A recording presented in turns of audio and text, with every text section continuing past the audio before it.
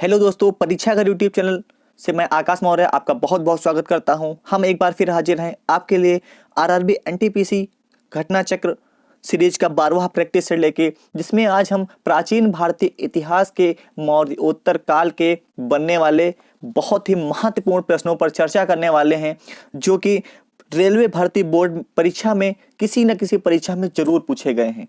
ठीक है दोस्तों वीडियो शुरू करने से पहले आपसे छोटी सी रिक्वेस्ट है, यदि आप परीक्षा घर यूट्यूब चैनल पर नए हैं तो चैनल को सब्सक्राइब करके बेल आइकन को जरूर प्रेस कर ले, ताकि आने वाली सभी लेटेस्ट वीडियो की अपडेट आपको मिलते रहें। और इसके साथ ही साथ यदि आपको इस वीडियो में किसी भी प्रकार का कोई डाउट रहता है तो आप हमें कमेंट बॉक्स में कमेंट करके जरूर बताएं, जिससे आपका डाउट हम सॉल्व कर सकते। ठीक है दोस्तों, और इस वीडियो का पीडीएफ आप परीक्षा घर टेलीग्राम चैनल पर प्राप्त कर सकते हैं, जिसका लिंक जो है नीचे डिस्क्रिप्शन बॉक्स में दिया हुआ है। वहां से आप परीक्षा घर टेलीग्राम चैनल को ज्वाइन करके वहां से पीडीएफ को प्राप्त कर सकते हैं। ठीक है दोस्तों, इसके साथ ही साथ इसके पहले की सभी वीडियो सीरियल वाइज देखने के लिए आप परीक्षा घर यूट्यूब चैनल की प्लेलिस्ट में जाके वहां से सभी वीडियो एकदम सीरियल वाइज देख सकते हैं। ठीक है दोस्तों, इसके साथ ही साथ आपको इसके पहले की वीडियो जो है और प्लेलिस्ट भी आपको एंड स्क्रीन में मिल जाएगी। ठीक है दोस्तों, तो चलिए दोस्तों वीडियो को शुरू करते हैं। दोस्तों पहला क्वेश्चन है दोस्तों, सम्राट अशोक ने पत्थर के स्तंभों और पत्थरों के तख्तों पर अपने ... आदेश उत्कीर्ण करवाकर अपने राज्य के प्रमुख स्थानों पर स्थापित किया, ताकि लोग तदनुसार आचरण कर सके।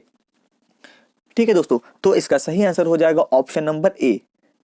इसका सही आंसर होगा ऑप्शन नंबर ए, 14 स्तंभों और पत्थरों के तख्तों को निर्माण करके उन पर आदेशों को उत्कीर्ण करवाकर अपने राज्य के प्रमुख स्थानों पर स्थापित किया, ताकि लोग तदनुसार आचरण कर सकें। आपसे क्वेश्चन इस प्रकार से पूछा जा सकता है कि सम्राट अशोक के कितने स्तंभ थे, अर्थात कितने शिलालेख थे। तो इसका सही आंसर हो जाएगा 14 शिलालेख थे। ठीक है दोस्तों देखिए, जो अशोक के 14 शिलालेख हैं, ये विभिन्न लेखों का समूह है जो 8 भिन्न भिन्न स्थानों से प्राप्त हुए हैं। आपसे ये भी पूछा जा सकता है कि अशोक के 14 शिलालेख जो हैं कितने स्थानों से प्राप्त किए गए हैं। तो इसका सही आंसर होगा 8 स्थानों से प्राप्त किए गए हैं। इसमें अशोक की राजाज्ञाएं अर्थात शासन आदेश उत्कीर्ण थी। अशोक के अधिकांश अभिलेख प्राकृत भाषा एवं ब्राह्मी लिपि में लिखे गए हैं।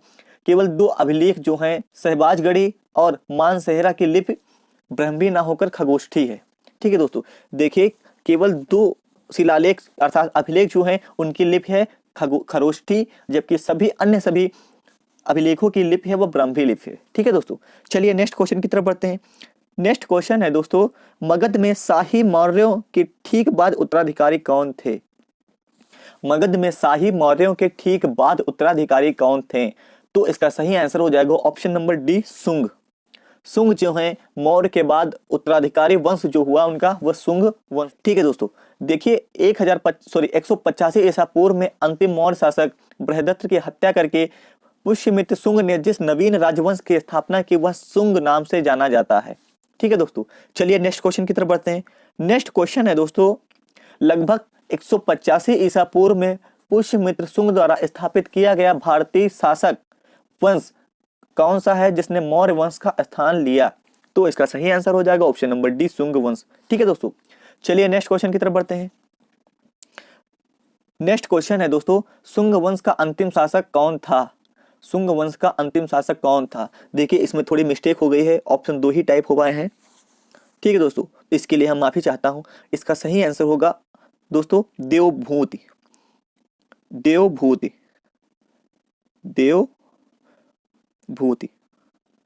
ठीक है दोस्तों, शुंग वंश का अंतिम शासक की बात करें तो देवभूति जो है इसका अंतिम शासक था। ठीक है दोस्तों, चलिए नेक्स्ट क्वेश्चन की तरफ बढ़ते हैं। नेक्स्ट क्वेश्चन है दोस्तों, गौतमी पुत्र सतकर्णी किस वंश का शासक था? गौतमी पुत्र सतकर्णी किस वंश का शासक था? इसका सही आंसर हो जाएगा ऑप्शन नंबर सी, सातवाहन वंश का शासक जो है गौतमी पुत्र सतकर्णी था। देखिए यह जो है सतकर्णी यह सातवाहन वंश का 13वां तथा सबसे महान शासक था। उसने अपने को एकमात्र ब्राह्मण कहा, शकों को हराया तथा क्षत्रिय शासकों के दर्प को चूर्ण किया, क्षत्रिय शासकों के दर्प को चूर्ण किया। इसकी सैनिक विजयों की अधिकारी इनकी मां वल्सरी की नासिक प्रशस्त्र से मिलती थी। ठीक है दोस्तों, चलिए नेक्स्ट क्वेश्चन की तरफ बढ़ते हैं। नेक्स्ट क्वेश्चन है दोस्तों, सातवाहन के अधिकतर सिक्के किस धातु के मिले हैं? सातवाहनों के अधिकतर सिक्के किस धातु के मिले हैं? तो इसका सही आंसर हो जाए कि आपसे क्वेश्चन इस प्रकार पूछा जा सकता है कि शीशे के सिक्के चलाने वाले कौन थे? तो इसका सही आंसर हो जाएगा सातवाहन। सातवाहन जो है या शीशे के सिक्के चलाने वाले शासक थे। ठीक है दोस्तों, देखिए शीशे की अतिरिक्त इसमें जो है प्रोटीन, तांबे एवं कांसे की मुद्राओं के निर्माण में भी साक्ष्य मिले हैं, अर्थात इसके भी जो है उन्होंने बनाए हैं। ठीक है दोस्तों, चलिए नेक्स्ट क्वेश्चन की तरफ बढ़ते हैं। नेक्स्ट क्वेश्चन है दोस्तों, शक संवत जो 78 ईसा पूर्व से आरंभ होता है प्रकट करता है। शक संवत जो 78 ईसा से प्रारंभ होता है प्रकट करता है, अर्थात यह किसको प्रकट करता है? कनिष्क का शासन, हर्ष की समृद्धि, शिवाजी का शासन या चंद्रगुप्त का शासन? तो इसका सही आंसर हो जाएगा कनिष्क का शासन। ठीक है दोस्तों, ऑप्शन नंबर ए एकदम सही आंसर होगा। देखिए दोस्तों, जो है प्रसिद्ध कुषाण शासक कनिष्क शक संवत का प्रवर्तक था। इसका समय 78 ईसा जो है माना जाता है, जो कनिष्क के राज्यरोहण की तिथि भी है। शक संवत भारत का राष्ट्रीय संवत है। भारतीय संविधान ने इसे 22 मार्च 1957 को राष्ट्रीय पंचांग के रूप में ग्रहण किया था। याद रखिएगा, 22 मार्च 1957 को राष्ट्रीय पंचांग के रूप में ग्रहण किया गया शक संवत है। ठीक है दोस्तों, चलिए नेक्स्ट क्वेश्चन की तरफ बढ़ते हैं। नेक्स्ट क्वेश्चन है दोस्तों, भारतीय राष्ट्रीय पंचांग किस नाम से जाना जाता है? तो इसका सही आंसर होगा ऑप्शन नंबर बी, शक संवत। ठीक है दोस्तों, चलिए नेक्स्ट क्वेश्चन की तरफ बढ़ते हैं। नेक्स्ट क्वेश्चन है दोस्तों, शक संवत किस वर्ष से शुरू हुआ था? ईसा से 58 वर्ष पूर्व, ईसा के मृत्यु के 58 वर्ष बाद, ईसा के जन्म के 78 वर्ष बाद, या फिर इसमें से कोई नहीं? तो इसका सही आंसर होगा दोस्तों ऑप्शन नंबर सी, ईसा की जन्म के 78 वर्ष बाद। ईसा के जन्म से 78 वर्ष बाद जो है दोस्तों शक संवत की स्थापना की गई थी। ठीक है दोस्तों, चलिए नेक्स्ट क्वेश्चन की तरफ बढ़ते हैं। नेक्स्ट क्वेश्चन है दोस्तों, शक पंचांग का प्रथम मास होता है। शक पंचांग का प्रथम मास क्या होता है? इसका सही आंसर होगा ऑप्शन नंबर ए, चैत मास। चैत मास जो है शक पंचांग का प्रथम मास होता है। चलिए नेक्स्ट क्वेश्चन की तरफ बढ़ते हैं। नेक्स्ट क्वेश्चन है दोस्तों, हेलियोडोरस के बेसनगर अभिलेख से उल्लेख होता है।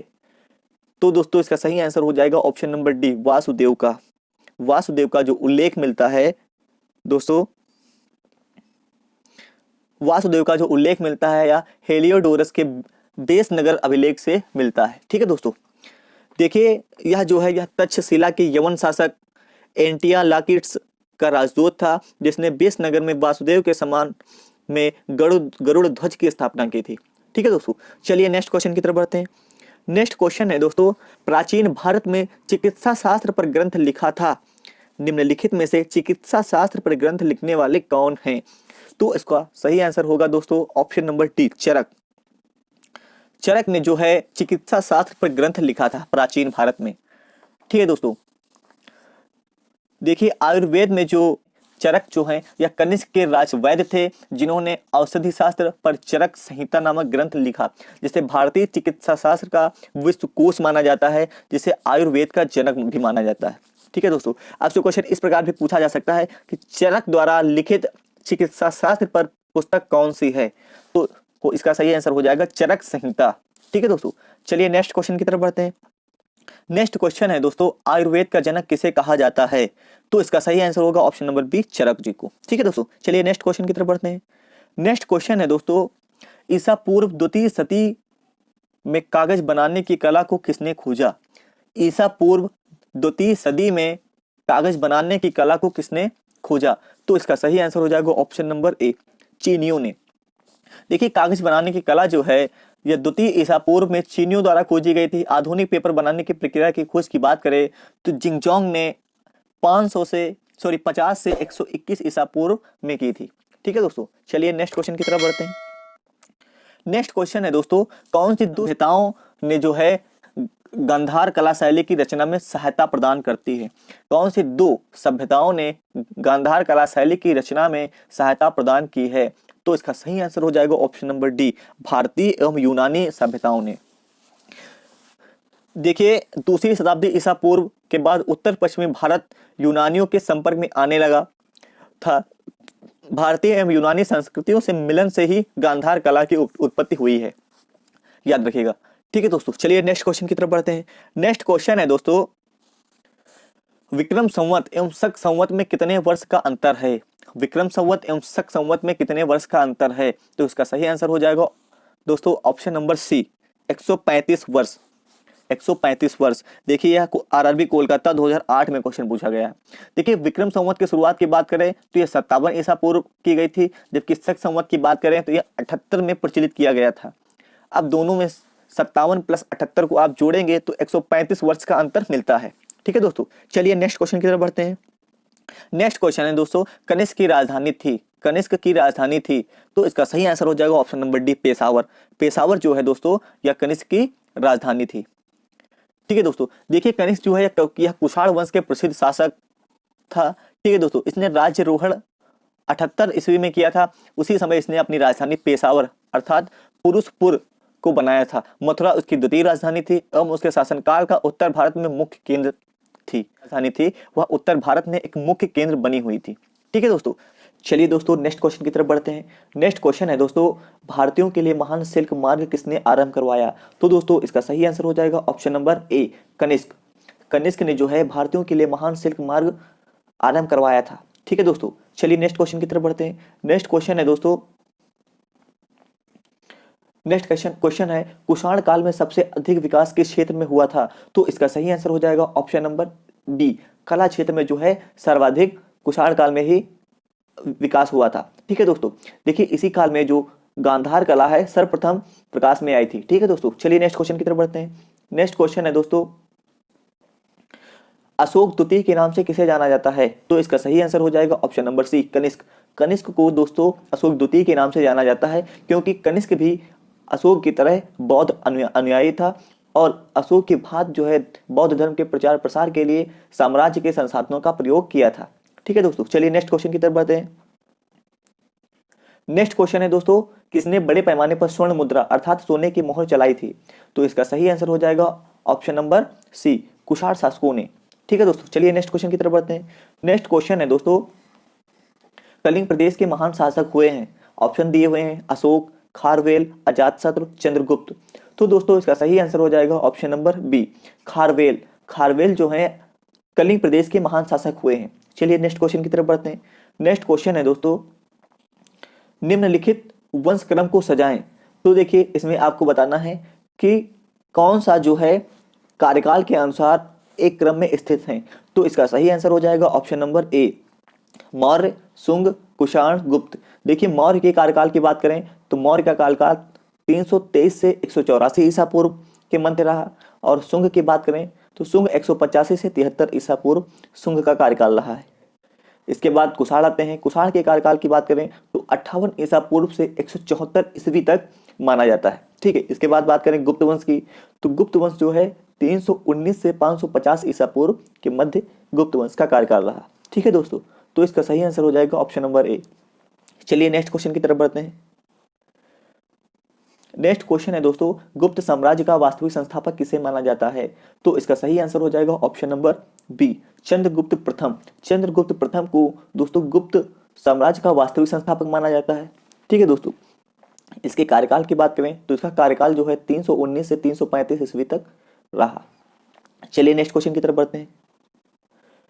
नेक्स्ट क्वेश्चन है दोस्तों, गुप्त वंश का संस्थापक था। देखिए पिछली क्लास में वास्तविक संस्थापक पूछ रहा था और इसमें जो है गुप्त वंश का संस्थापक था। तो इसका सही आंसर हो जाएगा option number C, Srigupta. Srigupta को दोस्तों जो है गुप्त वंश का संस्थापक था। ठीक है दोस्तों, देखिए यह जो है एक सामंत राजा था और उन्हीं के नाम से आगे चल के जो श्रीगुप्त है, श्रीगुप्त के नाम से ही आगे चल के गुप्त साम्राज्य की स्थापना हुई, आगे चल के गुप्त साम्राज्य चला। ठीक है दोस्तों, चलिए नेक्स्ट क्वेश्चन की तरफ बढ़ते हैं। नेक्स्ट क्वेश्चन है दोस्तों, भारत का नेपोलियन किसे कहा जाता है? तो इसका सही आंसर हो जाएगा option number B, Samudragupta. Samudragupta को भारत का नेपोलियन कहा जाता है। चलिए नेक्स्ट क्वेश्चन की तरफ बढ़ते हैं। नेक्स्ट क्वेश्चन है दोस्तों, चंद्रगुप्त विक्रमादित्य किस वंश से संबंधित हैं, अर्थात संबंधित थे? तो इसका सही आंसर हो जाएगा ऑप्शन नंबर ए, गुप्त वंश। गुप्त वंश से संबंधित थे दोस्तों चंद्रगुप्त विक्रमादित्य। ठीक है दोस्तों, चलिए नेक्स्ट क्वेश्चन की तरफ बढ़ते हैं। नेक्स्ट क्वेश्चन है दोस्तों, किस गुप्त शासक को विक्रमादित्य की उपाधि दी गई? तो इसका सही आंसर हो जाएगा ऑप्शन नंबर डी, चंद्रगुप्त द्वितीय। चंद्रगुप्त द्वितीय को विक्रमादित्य की उपाधि दी गई। अगर हम इनके अन्य उपाधियों की बात करें तो इसमें विक्रमांक, विक्रमादित्य तथा परम भगवत इनकी अन्य उपाधियां हैं। ठीक है दोस्तों, चलिए नेक्स्ट क्वेश्चन की तरफ बढ़ते हैं। नेक्स्ट क्वेश्चन है दोस्तों, भारतीय संस्कृत का स्वर्ण युग किसे कहा जाता है? ऑप्शन नंबर दिया हुआ है राजपूत काल, गुप्त काल, चोल काल, मौर्य काल। तो दोस्तों इसका सही आंसर हो जाएगा ऑप्शन नंबर बी, गुप्त काल। गुप्त काल को ही दोस्तों भारतीय संस्कृत का स्वर्ण युग कहा जाता है। देखिए इसी काल में आर्थिक, राजनैतिक, सामाजिक एवं धार्मिक स्थिति काफी अच्छी थी। ठीक है दोस्तों, चलिए नेक्स्ट क्वेश्चन की तरफ बढ़ते हैं। नेक्स्ट क्वेश्चन है दोस्तों, कुतुब मीनार के पास स्थित लौह स्तंभ किस राजा ने बनवाया था? तो दोस्तों इसका सही आंसर हो जाएगा ऑप्शन नंबर ए, चंद्रगुप्त द्वितीय ने। देखिए ऐसा माना जाता है कि मेहरौली अर्थात दिल्ली में जो लौह स्तंभ चंद्रगुप्त द्वितीय ने बनवाया था। ठीक है दोस्तों, इसकी विशेषता यह है कि इसकी चमक जो है आज भी धुंधली नहीं हुई है।